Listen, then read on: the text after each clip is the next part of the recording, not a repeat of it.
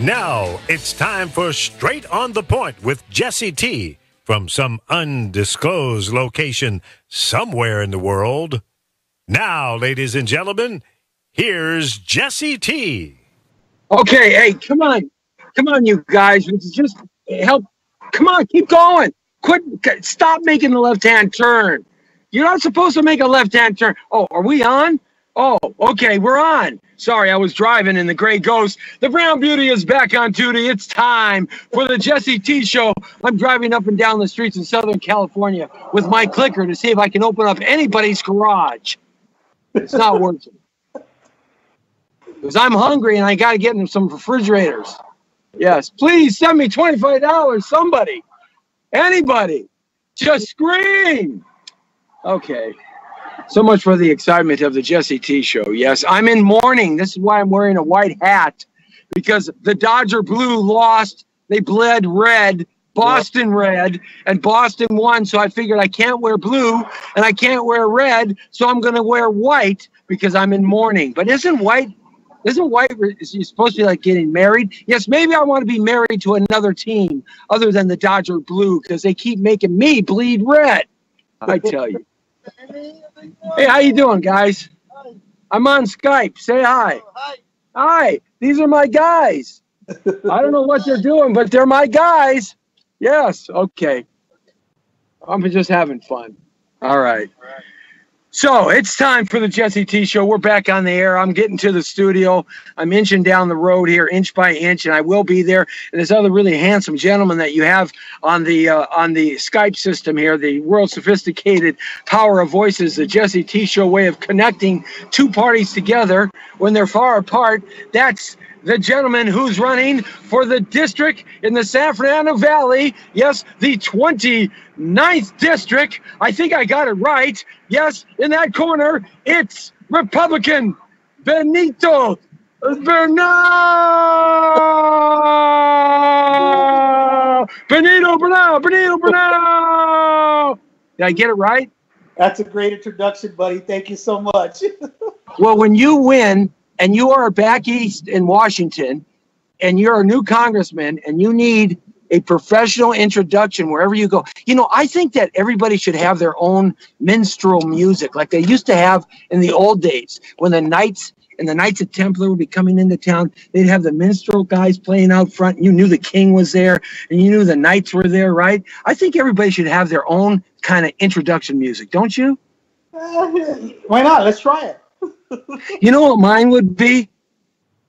I feel like a woman. What? I feel like a woman. Oh, wait, I'm sorry. I was thinking Helen Reddy for a second there. Okay. I'm going to get to this show at some point or another, I know. But I'm blowing off some steam because I had a bag of M&Ms on the way here, which I shouldn't have had. So we're going to be talking politics today. Yesterday, I talked about some of the propositions, and we got to get a little serious now because our state of California is in just a whole heap of trouble and mess because of El Stupido Governor Brownface Bend-Over Brown, who creates all these crazy laws out of the whim of his fancy. He just pulls out things like this gas tax, and we're going to talk about that.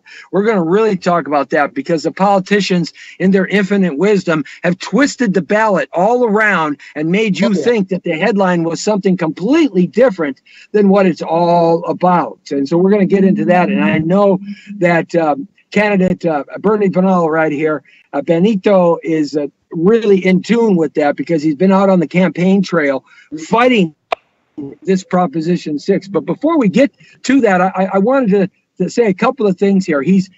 Benny here is a hardworking guy. He's not a professional politician, ladies and gentlemen. He's not the guy that, came out of high school, went to college, got a political science degree, and decided he wanted to come into politics and let us taxpayers pay his living and put his kids through school. No, that's not this guy. He went out, got himself education, a good job, worked hard, worked up into where he's at, established himself, and just found out that the area that he lives in needs some help. It just got disgusted with what's going on in terms of the San Fernando Valley here. And so he jumped into the fray here against the existing and current seat holder. That's Tony Cardenas. Now, Tony Cardenas is in a ton of trouble, and I'm going to be the one that's going to say this.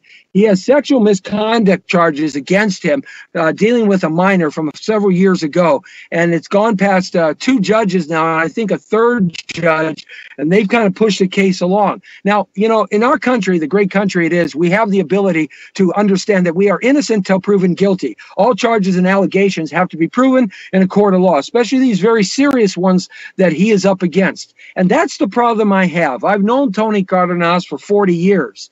And I'll be the first to say, I call it like I see it. That's me, Jesse T. He has helped me fight the human trafficking problem in the Northeast San Fernando Valley. He was one of the first guys that came on board and said, you know, let's do this. I have this juvenile justice thing and I want to participate. So he did help me in the beginnings of that, and then he moved on to Congress. But I got to tell you, I can't put him back in the seat, and here's why. Even though I'm a Republican conservative independent, you know, some people think I am a little independent in the brain, but the reason why I couldn't put him back in the seat, and I've known him a long time, is because all he's going to think about is this lawsuit and this criminal charge. That's all it's going to be on top of his mind. Now, ladies and gentlemen, I don't care how sophisticated your mind are, how intelligent and smart, or how you can compartmentalize things. When you are facing a serious allegation like that, your whole mind, body, and everything, man, it's right there. And you're going to not do your job. And our representatives representing you and me, whether we're Republican, conservative, independent, whether we're from any party, the Green Party or the Demon Crazy Party, the Democrat Party, I call them demon crazies because they are demons and they are crazy. And I don't know what's got into them in the last few years, but when they represent us, our representatives, they're representing us, not themselves. And when you're preoccupied by a major incident in your life like that, which is very serious, fighting for your life, and God, I hope and pray the allegations are not true. I hope that they aren't true because I don't want them to be true. He's a good guy. I've known his family a long time, but he can't go back to Congress. That's the bottom line.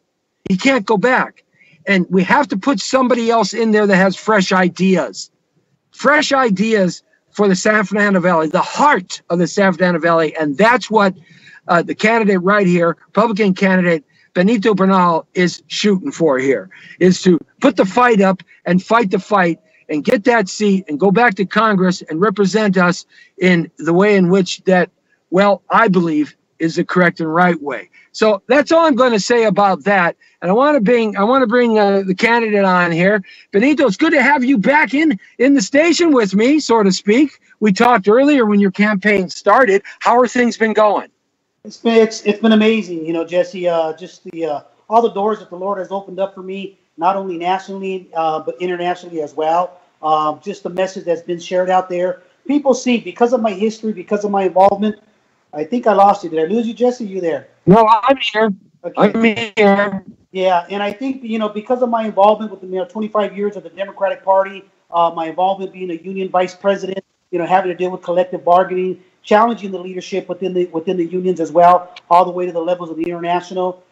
People sometimes, especially when I speak to Republican leadership, some of them were kind of like afraid to get too close to me, but once they got to know me, they realized that I'm a person that's going to stand up for what's right. You know, it doesn't matter whether you're Republican, Democrat, you know, whether you support the unions or not. My thing is what's right is right and what's wrong is wrong, and I'm going to speak the truth, you know, to the best of my knowledge. So, you know, I think it's an asset to be able to work on both sides of the aisle, to understand how each individual group thinks in a more private way, in a more one-on-one way. And when you participate in politics and you have the opportunity to work the other side and understand them, and then work another side that you're representing now, I think it's a good thing because it makes you a more rounded potential official representing your constituents. Absolutely, and I believe that's why many, whether Democrats or independents or Republicans, they see that in me because they've known me. My 40 years, as you know, Jesse, going back 40 years, volunteering in my community, wearing many different hats, whether it be, you know, dealing with the gangs, intervention programs, whatever it may have been. I built a lot of relationships over the 40 years, so people know what I stand for, you know. But I wanted to talk about really quickly, just touch on this. You know, Politicon was here in downtown LA last weekend. And at Politicon, here's the interesting, going back to the situation that the current congressman is faced with right now. There you had the hashtag Me Too movement, right? So they had a booth that was set up, and then they had the main stage on MSNBC. So when I went up to talk to them at the booth, I was asking them about, I said, I introduced myself. I said, do you know what district I'm running for? They said, no. I said, I'm running for the 29th Congressional District. I said, the current congressman is Congressman Tony Cardenas. Does that ring a bell? And they're looking at me stunned like, no. I said, okay, well, let me share something with you. I go, right now, and they're allegations. And I made it very clear that they're allegations. I said, I understand what it is that you're trying to fight for. I get all of that. What we don't understand is even with the victim here and other individuals who have reached out to the Me Too movement, they're not getting a response. And they're concerned. So then when they finally were able, when they were up on stage with MSNBC, they opened up the mic. So guess who went up to the mic? I'm like you, Jesse, I'm going to go up there and I'm going to speak. So I asked the same question. I said, look, I support what you guys are doing. I get that. But and they were talking about pretty much the whole Kavanaugh situation, right? Going back and forth, just blasting him and going back and forth. So when I got my opportunity to speak, and I believe I put it on my Facebook as well, Benito Bernal for Congress 2018, and I asked him the same question. I had up a flyer. I said, look, here's a situation where you have a minor that claims to have been drugged, sexually molested by the current congressman. I said, who has reached out. I said, why isn't anybody talking about it? Why aren't you guys reaching out and trying to help this victim as well?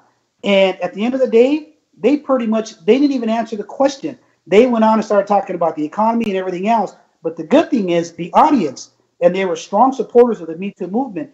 Many of them approached me after, and they said, you know what, we want more information on that. We want to know because we want something done. So I believe that message has really gotten out. And the whole thing is the double standards. Why the double standards? Is it because I believe there was a reporter out of Washington, D.C. who did a story on Cardenas, and she's saying that when he became, I guess he's a Latino caucus leader, right, in Washington, D.C. Yes, he is. And when he first started the caucus, they were raising $1 million. Now guess how much they're raising? I have no idea. $9 million a year. And much of that money has gone to current elected officials that are running for re-election right now, and they're still receiving the money. And so people are questioning them, like in the media was questioning them, but they don't respond. So people are just wondering why the double standards. And that's all we're saying. If you're going to talk about and believe about something and fight for something, then just fight for it regardless of what the party affiliation is. And I think that's what we, the American people, are really fed up with. It's if you're a Republican, it's like you're an enemy, you're the devil. I just don't get it. There's so much hate, Jesse, so much hate out there right now.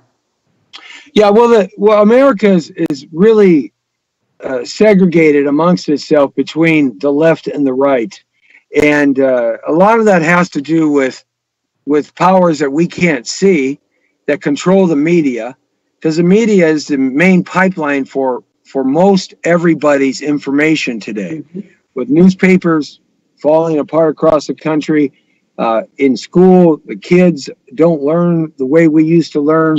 They don't study the way we used to study our homework. The educational process, the Common Core idea has destroyed a lot of educational standards in this country. People just generally deal in bites of information. You can almost mirror this to Hollywood, where when they used to make movies in the 40s and the 50s and the 60s and all the way up into the 80s, where you would have the main key shot, the master shot, a long shot, and the characters would be acting and doing their thing. But now you don't spend more than 10 to 12 seconds on any one scene. Fast cutting, explosions, fast cutting. It's the idea that the attention span isn't there anymore. And so we have a lot of that issue that causes this disenfranchise between people, and this hate mongering and violence. And it's really sad. It's really a sad thing to see, because our political process in America should not work that way. And as far as I can remember in my lifetime, it hasn't worked that way. Have you seen it so angry ever before in your lifetime? Never have I seen it the way it is today. And it's amazing because I'm the same person I was 10 years ago. standing and fighting for the same issues. But simply because I went from the Democratic Party and joined the Republican Party, I suddenly became the enemy. And it's like, I'm still the same Benito. I'm still fighting for the same issues. My platform didn't change. All that changed was the D that was in front of my name now became an R. I don't understand it, but I don't understand it as far as you see in the eyes of the world. But when you look at things spiritually, you know what's happening here. I tell people we are in the greatest spiritual battle that this country, this world has ever faced, especially this country right now. So knowing the Word of God and being a man of faith, I understand the spiritual aspect of it. So I don't get angry, but I do worry about my fellow man, because it's like, it's one thing to hate somebody and to mock somebody, but to cause harm upon another individual because you simply disagree with them, to sucker punch people because they're wearing a MAGA hat, it doesn't make any sense if you don't understand the spiritual realm. Yeah, the core of your constituents is right up through the middle part of the East San Fernando Valley. Mm-hmm.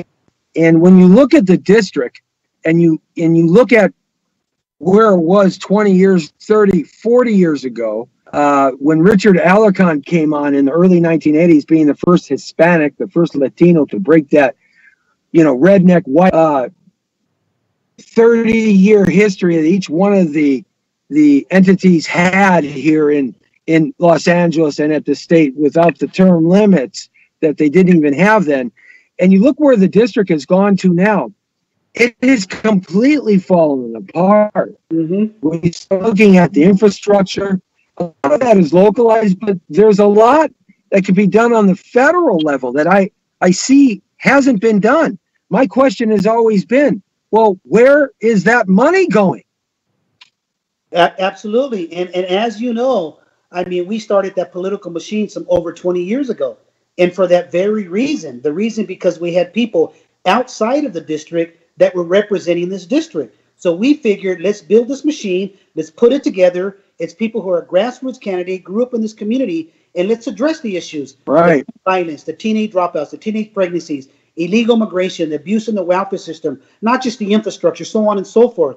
The sad thing, Jesse, is that 18 years ago, as I shared with you before, I had to walk away from them. Simple reason, because what happened was they found ways to exploit the sufferings of our community. They found ways to make money off of it. Now, remember, one of their greatest supporters is a developer and a lobbyist. And what does he build? He builds a lot of low-income housing. Well, who lives in these units? Majority of them are recipients that live off of the welfare system. So I could no longer be a part of that. I stayed within the Democratic Party. I had to sit there because I had to try to educate people. At first, even individuals who, for the first 4 or 5 years, it was difficult to talk to people about how and explain to them and expose what was going on. But as the years went on, I would tell people, look, don't take my word for it, because I could be lying to you. Get involved in their campaigns.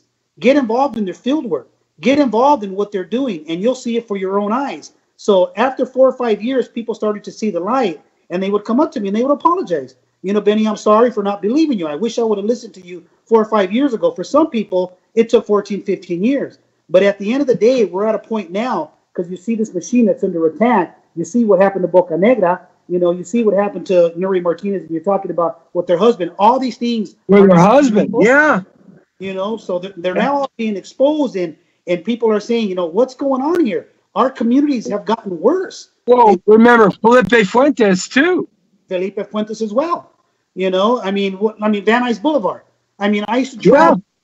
Yeah. I used to travel from Lower Canyon to Glen Oaks. Would take me maybe 8 minutes. They decided to put in a bike lane that's used maybe 1 or 2 bikes throughout the entire day, taking away one of our lanes. Now it takes anywhere from 45 to 50 minutes. So the community is outraged, because it's like, we understand the need for that, but you're talking about one of the main corridors in a high, our community they live paycheck to paycheck. These are people who have to travel 30, 35 miles in each direction to go to work, and they needed Van Nuys Boulevard to get from point A to point B. So now they have to pick up an hour earlier just to get from point A to point B. Now let's go over real quick just a little education on politics for some of our viewers and listeners. We have the local level, we have the state level, and we have the federal level. And what you're running for is a federal seat, a Congress seat, a congressman's seat. And now, how does the federal level, when you take a seat in Congress, when you're going to win, because I think you're going to win, I'm voting for you. And I live in your district. I have an address there, so I'm voting for you. How does somebody at the federal level help the state and the local level with some of these issues that are plaguing our society today, especially in District 29? Well, District 29, as you know, one of the epidemics we've always been faced with has been the gang epidemic, the gang violence, the recruitment of that. There's millions of dollars that come from the federal government that are just dispersed in the 29th Congressional District. We see the tens of millions that have been brought into our community, but yet we see the problems with the gangs hasn't gotten any better. Why? No, it's gotten worse. Oh, it's gotten a lot worse because it's like this. It's like, I'm going to bring in $10 million as a congressman. I'm going to give it to individuals that I grew up with or that I know that I can control. But here's the problem. The problem is something that was said 18 years ago to me in a private meeting. And that's when I had challenged them about why aren't we doing anything about the gang violence and all the other issues. And the gentleman that controls them all, the lobbyist and the developer, think about this. He says, Benny, if we solve all these problems that you're talking about, he says, number one, then what issues will our candidates run on the next time they run for office? Number two, do you realize how much money comes into our city and our states because of the problems we're dealing with? And number three, do you realize how many jobs it creates? So pretty much they don't want to make things any better because then the money stops flowing in. Now, when the money this has been my argument right along.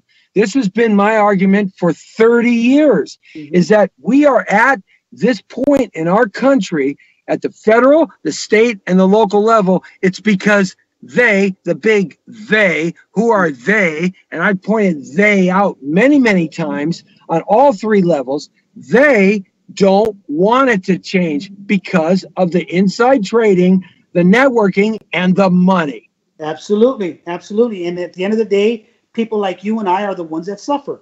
There was a time where my daughter, I would trust my children going out, walking in the streets. But I remember those days. Yeah, you look at the homeless situation, you look at the gang epidemics, everything that's going on. Times have changed. Society have changed. Even with the gangs, back in the days, there used to be rules. There used to be limits. Those rules no longer exist. Those rules are gone out the door. So tell me one thing. Tell me one thing that you can do based on growing up in this community, going back to Washington, D.C., behind the Beltway, sitting in that chair, talking about these gang issues that plague Los Angeles, California, Southern California, but specifically the constituents of your district. What is one thing that you feel you can bring that can make that effective change? I'll say this. Number one is one of the things I do want to do. Anybody that's receiving federal monies in the 29th Congressional District, I'm going to call for an audit immediately. I want to know how much money is coming in, who's receiving their money, and they're going to have to prove that they've made a difference with the money that they've received. Because if you're receiving millions of dollars and we don't see a change, you don't deserve to receive that money anymore. There's plenty of good organizations out there. There's plenty of good people like yourself, what you used to do back in the days, when we talked about, the human trafficking issue. Yeah, there's plenty of people, good people out there that would qualify to receive these monies that are making a difference now, but because they're limited with the amount of money that's coming into the organizations, one of the problems that we had specifically is I and my associate at the time were footing the bill out of our pocketbooks. And we did that for 6 years. And we cleaned up the Lancashire corridor. We cleaned it up, of course, with the help of politics and the media and the police and the churches and the family owners, the business owners, the homeowners and such. I got all those people involved. But I wanted to expand that to another area of the San Fernando Valley, Van Nuys Boulevard, or Sepulveda Boulevard, down there were the other problem. And I wanted to expand that to several other areas, but I couldn't find the budget to be able to support it. And there's no, you just run out of money as an individual. And why? The reason why you couldn't find the money, the reason why they didn't want to give you the money is because you were actually doing the work. Yeah, we cleaned up an area. Yeah, you were making a difference, and we saw the difference. We saw how Lancashire changed, you know. Yeah. But you're being effective. There's people in government who don't want you to be effective because I like the fact that they got to be accountable and you're going to audit them. I believe in audits because it makes people squirm in their seat when they have to prove what they did with the funds and what they're doing now. Oh, baby. I love that. Absolutely. But also, one of the things that I've seen, as you know, I've been a youth mentor for over 40 years. My brothers and I, we used sports as a means to keep kids out of gangs or pull them out of gangs. While the family foundation has deteriorated, and that was done purposely.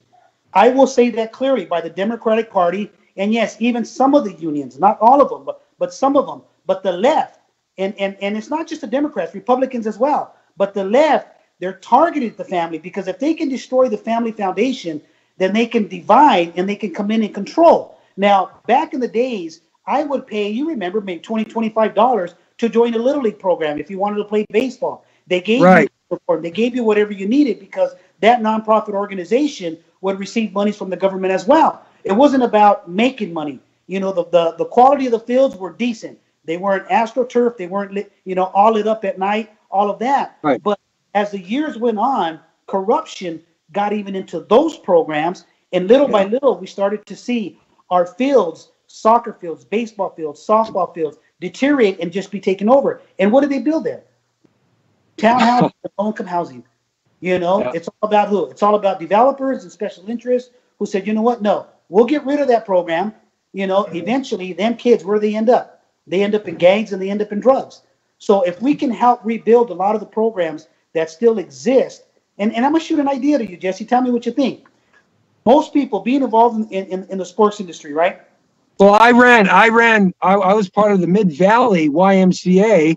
The Mid-Valley Little League Baseball for 6 years.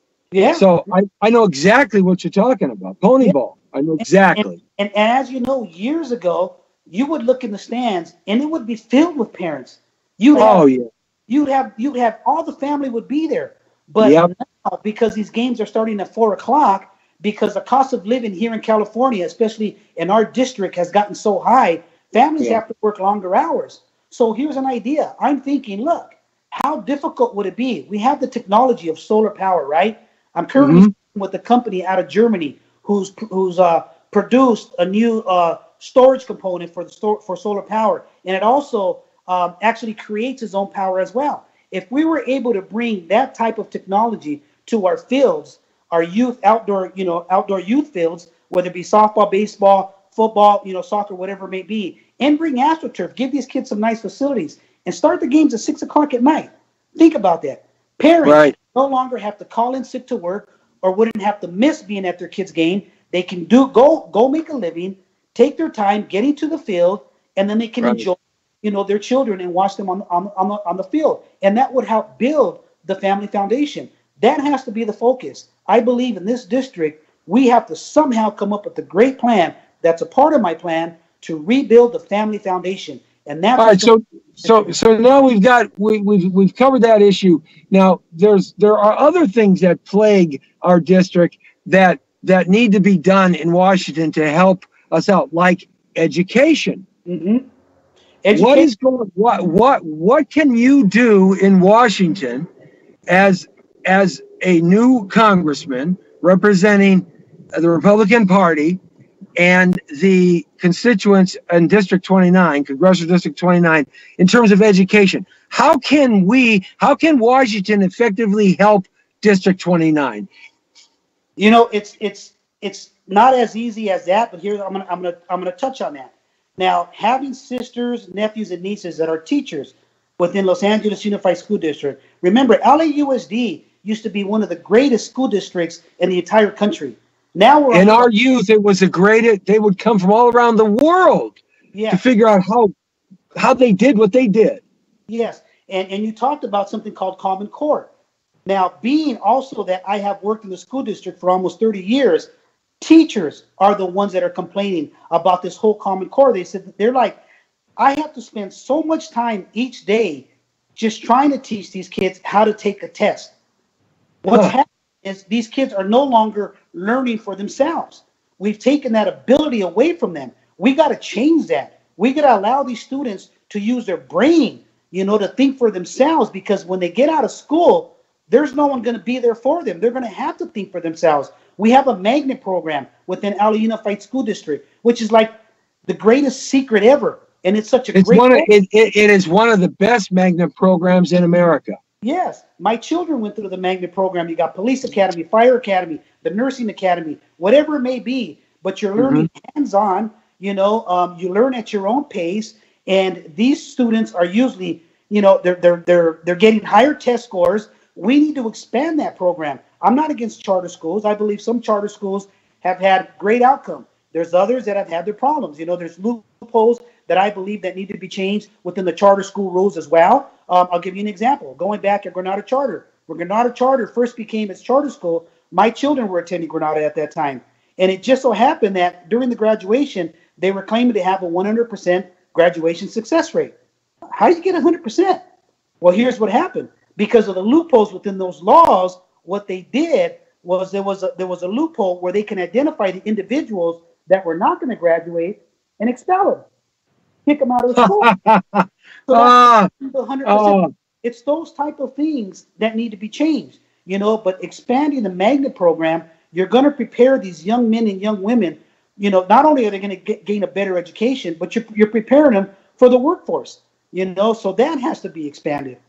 Another issue that is very high on everybody's agenda, of course, is the economy in America. It's booming under Trump. It's absolutely exploding. The businesses are coming back. New businesses are opening up. Small businesses are expanding. Large corporations are hiring, paying more money, and we are seeing a major boom across the board economically here going into the midterms. And it's absolutely phenomenal, something I've never seen like this in my whole adult life. And I went through the Reagan years and Reaganomics and all of that explosion too as well.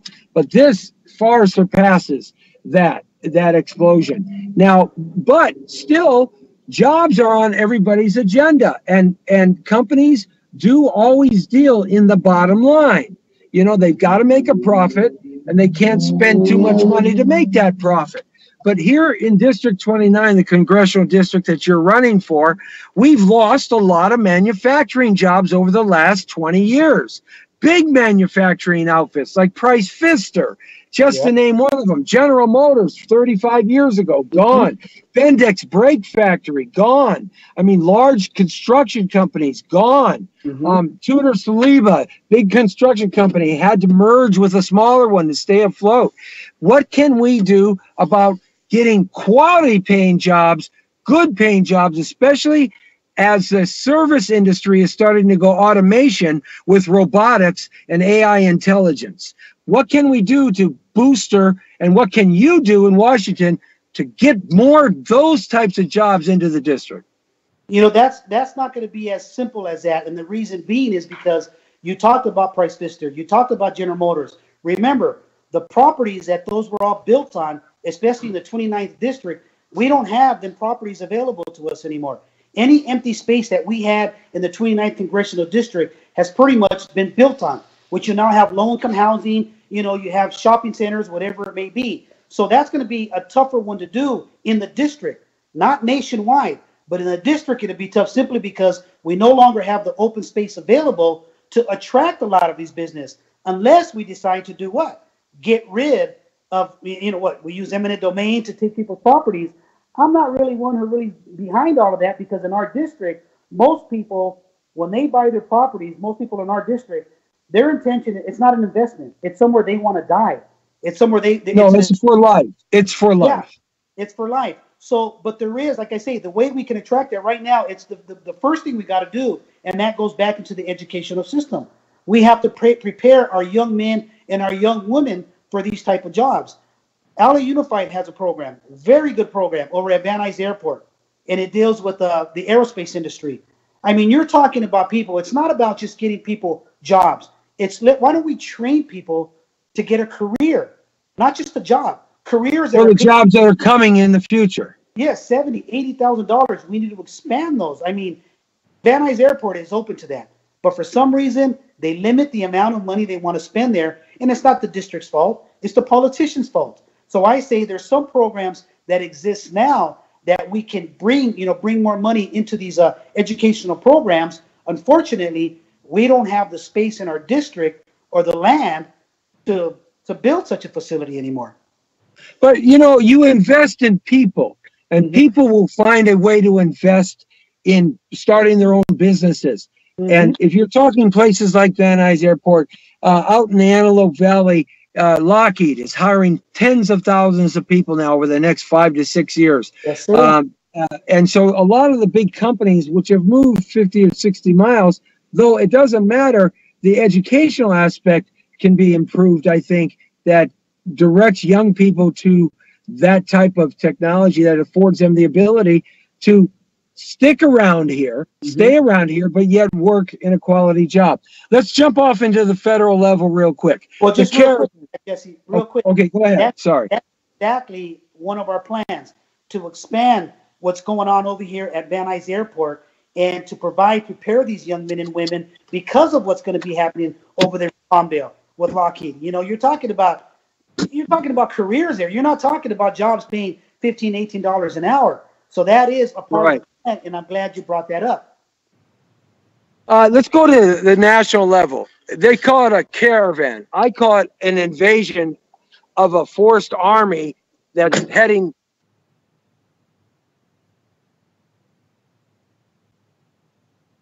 Feelings on that? I lost you. Jesse, I lost you. I'm losing you. All right. Well, I'm going into the studio right now, so stay with me, and Lee will pick us up on the studio. But think about the idea of immigration and what's happening right now, and also the idea of the 14th Amendment and what the president is wanting to do with the 14th Amendment. So, where do you stand on what's happening with this caravan, what I call it an armed invasion coming to America? Well, I agree with you 100%. It is an invasion that is taking place. It's one thing to want to come into a different country to better your life, but the way they're doing it, I mean, you saw what they did to the Mexican border, right? When they first crossed on the other end, they destroyed it. You look at, I've watched a lot of the videos. I have people out there that I trust that are videotaping what's going on. And my biggest concern is that the majority of these individuals are men, So who are they? Where are they coming from? What is their intention?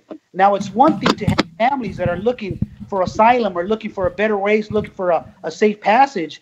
But here you're talking about a majority of men. What is their intention? And at the end of the day, we have rules and we have laws that we have to respect. Yeah, absolutely. And I don't mind legal immigration, but this illegal immigration and this forced mass of people thinking that they're going to come and bum rush our border is just not going to happen. It's not going to happen in my book. Not going to happen. It's not going to happen. I'm thankful that we have a president like President Trump who doesn't care about what the many would say political correctness, right? Or what the media is going to portray him as. Right. He cares about Americans. Yeah.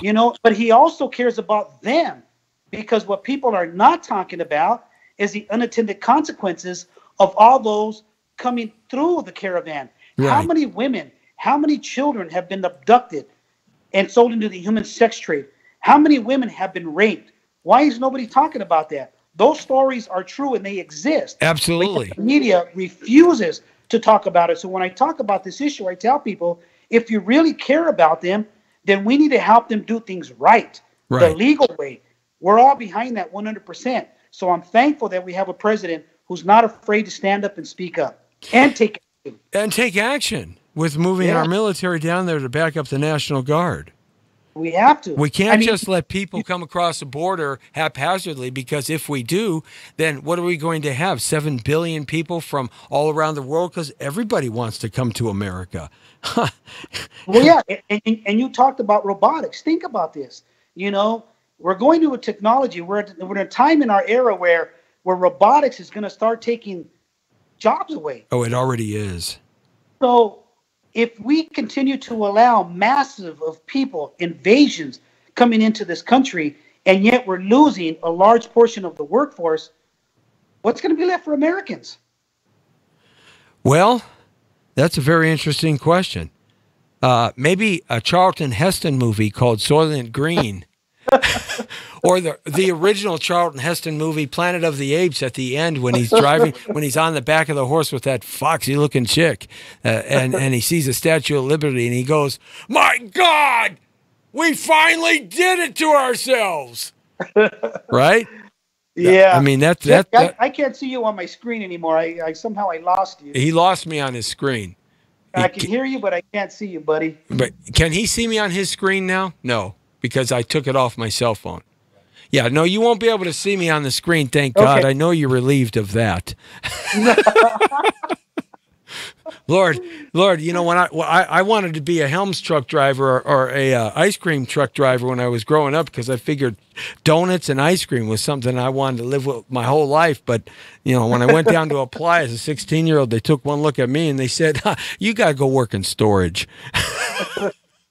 Thank you very much. But no, you know, so I agree with you 100%. When you start looking, one of the things I think people have a concern about, and at least it's a concern I always have, it seems like people who run for congressional seats and senatorial seats on the national level, they start off with a good idea. They start off being the regular person, the guy or the gal who wants to do something good. But you get behind that beltway and you get destroyed by the corruption, the absolute straight up in your face corruption. And thank God for President Trump coming along the line. We Americans finally get a chance for once to see corruption. The curtain has been pulled back, and it is disturbing. We all knew it was there. Any adult knew the corruption was there, but we actually have seen it in the last 2 years, and it's getting deeper and deeper and deeper, you know, cleaning the swamp, so to speak. But this corruption, but it seems like anybody that does go to Washington, it's not Jimmy Stewart, Mr. Smith goes to Washington. It's like Washington turns into them, and they get corrupt the minute they get behind that beltway. You know, is that going to happen to you? It won't happen, and this is and the tell me why. why. Tell me why that won't happen to you. It happens to everybody else. When I first started to challenge the Democratic Party 18 years ago, when I was challenging them because they were pretty much exploiting the sufferings of our community, something we had talked about earlier, I was offered $2 million 18 years ago to just be silent, to walk away. I refused to take that money. When I was a union vice president for SEIU Local 99, and I was challenging the international, I had filed charges against the president, Andy Stern. This was during this is, I believe, when Obama was first running for president. You know, I was challenging the status quo because it was pretty much just about money. Let's take the members' money and let's do whatever we want. One of the issues that I had raised, that I was fighting and leading the fight for the rank and file, was the fact that we had Democrats, we had Republicans, we had independents, we had people from every party affiliation who did not want their monies just to go behind Democratic Party candidates, right? So they brought that to my attention because they trusted me that I would go out and speak on that, in which I did. So the unions weren't happy with that. I found myself fighting all the way up to the international, because I said, if these individuals want their monies, their union dues monies, to go behind their candidate, they should be allowed that right. And you know the most recent Supreme Court decision, right? That took place having to do with the unions. Well, some of that started here at Local 99. You know, that was some 8-9 years ago. That conversation started because of what the individuals and what we were willing to fight for and talk about. Now, there's the way they were going to silence me. First, they offered me. Here's what they offered me, Jesse. Check this out. We represent classified employees that work in, in pretty much the public sector system, with education, right? They were going to merge. The offer on the table was that they were going. We were at the convention in San Juan, Puerto Rico, and this was when we were going to pretty much figure out who we were going to endorse as our next president, and that's when they decided to endorse Obama. They flew me and the president up individually. They took us to this fancy hotel. They took us all the way to the top. They had dinner. They had their drinks. I didn't drink. They were having their drinks, getting tipsy. And then he says, Benito, because they knew I had file charges against the international president. They said, look, at that time, I was still driving a school bus, and we wore a blue uniform. They said, Benito, we're tired of seeing you in a blue uniform driving a yellow school bus. They said, we have an offer for you. I said, okay. They said, we want to merge all the classified locals in the state of California into one, and we want to appoint you as president. And I was going to make 6 digits. Do you know how powerful that position would have been? Oh, boy. To be the president of the entire state of California? And I looked at him and I said, you really don't understand who I am. I said, my name, Bernal, means something to me. I said, because of what my father fought for and what my grandfather fought for. My grandfather was in the revolution with Benito Juarez and Benito Canales, fighting for the people. You know, that name means something. I grew up picking cucumbers in Stockton, Lodi, Modesto during the Chavez movement. My family members marched with Chavez. I would go behind, my father would take us behind trash cans, behind supermarkets every day before school. We'd jump into the trash can and we would pull out cardboard, tear it up, and then recycle it, throw it in the back of the truck. And my dad would drop us off at school. He'd go and recycle it. My dad taught me that whatever I put on my table, the roof I put over my head should come from the labors of these hands right here. Right. Not because people offer you money. Right. When I became a candidate, when they realized that Tony was in trouble, when the sexual allegations came out, you know how many lobbyists reach out to us? I would imagine people that weren't even talking to you reached out to you. These are lobbyists from D.C. that used to give money to Cardenas. Yeah. And I told them, no. You know how much money I ran this campaign on? About $3,800. $3,800 is what we ran this campaign on.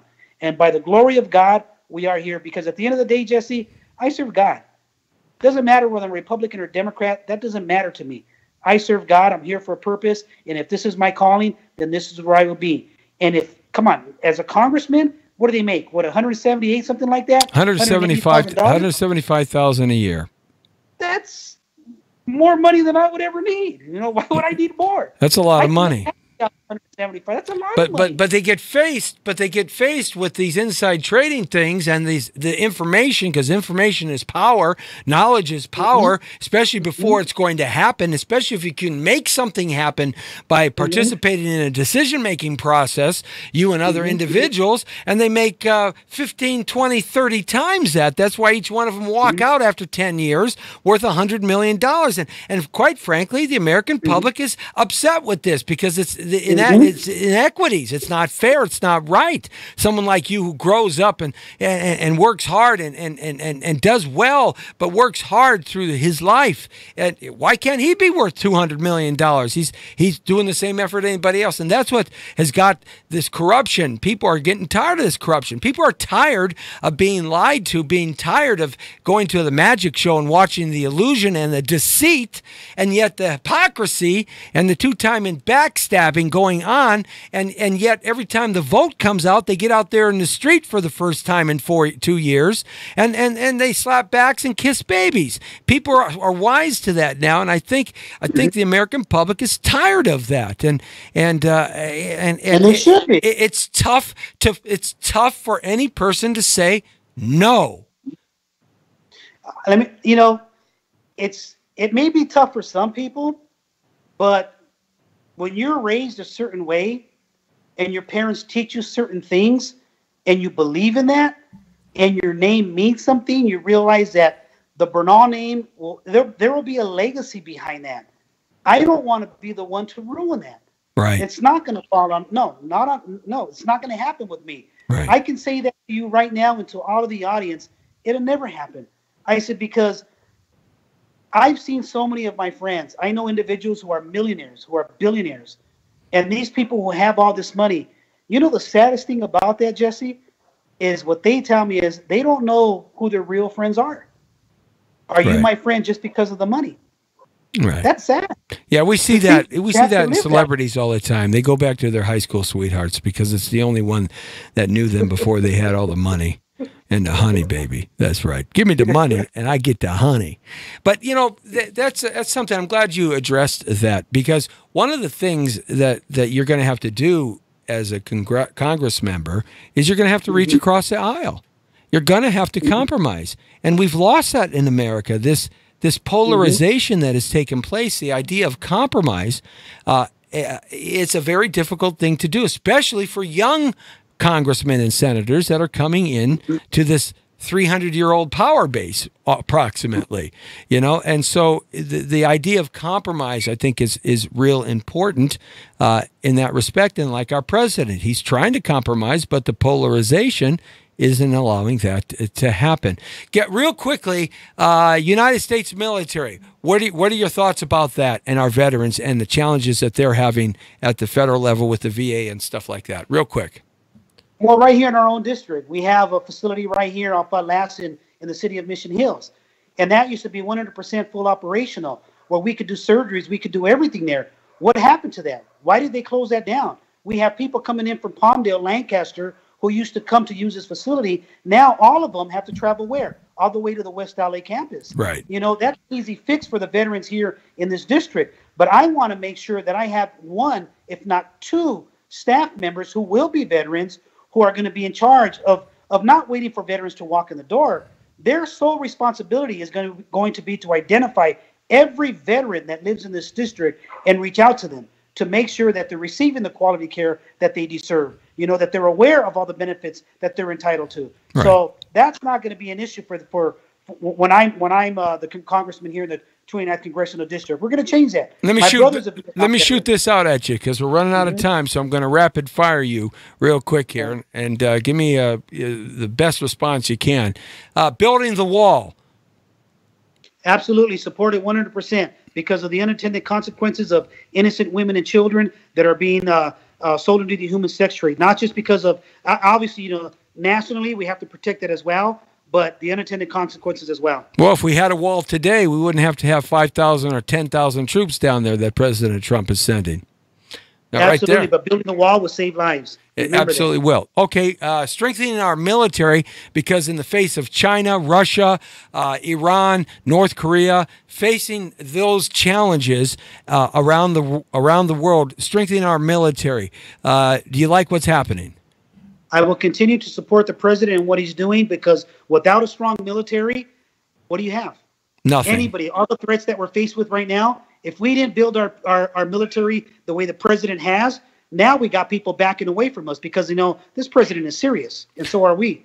Trade tariffs and the trade with China and the trade with the EU, the European Commonwealth, Mexico. We just redid the NAFTA.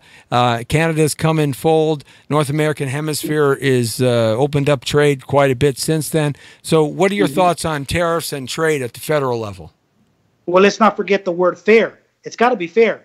It's got to be even both ways. It's that you can't charge us X amount of dollars and expect us only to charge you, pennies on the dollar. That's not going to work. What the president is doing on that as well, I also support that. I know there's some short-term consequences, but long-term, this country is going to be better off.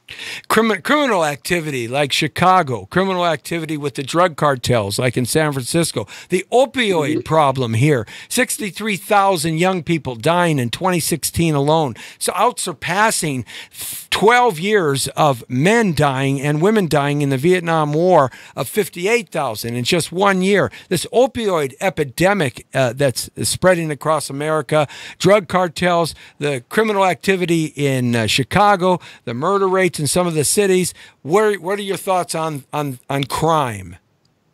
On crime, like I said, that's been my background for the past 40 years. And I've met so many great people nationally, internationally, especially at the higher levels in D.C. that are running programs. All they need is people that are willing to support them, especially when it comes to the heroin. A great man out there called Henry Lozano.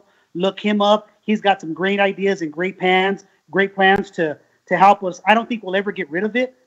Let's just be realistic, but we have to do something about it now. Did I lose you, or are you still there? Because I don't see you. No, absolutely, man. I don't know. I don't see you there. Is he I still hear you. Hey, Lee, do we still have him? I can hear you. Yeah, we lost you on the video, but I can hear you. But that's okay. Tell me about Prop 6. Yes or no? Absolutely, Prop 6. We have to vote yes on Proposition 6, especially here in the 29th Congressional District. We have these are individuals that are living paycheck to paycheck, traveling a minimum of 30 miles in each direction each day, 12 cents per gallon. 12 cents additional per gallon is going to destroy many of our families. It's unacceptable. That's going to total anywhere from $700 to $1,100 a year per family. That has to be stopped. And shame on the politicians for confusing people on the ballot. That bothers me the most. The headline they have there on the Prop 6 headline is so misleading. You're back with us. Is so misleading. It's unbelievable when it really is just an exercise of taking the money out of our pockets. You have to vote yes on Prop 6 Absolutely. in that respect. As far as all the bond issues here, the other 11 bond issues that are in place right here, bonds turn into taxes against citizens in the long run. And as far as I'm concerned, Californians don't need to be taxed anymore. What's your take on that? We can't afford to be taxed anymore. We're all living paycheck to paycheck. That's my reason for running for Congress. It's like, I don't mind helping other people out. I've been doing it all my life. But when you stretch me out to the point where we make good money, I have a good job, but yet I'm living paycheck to paycheck, I can't even afford to take my family anywhere.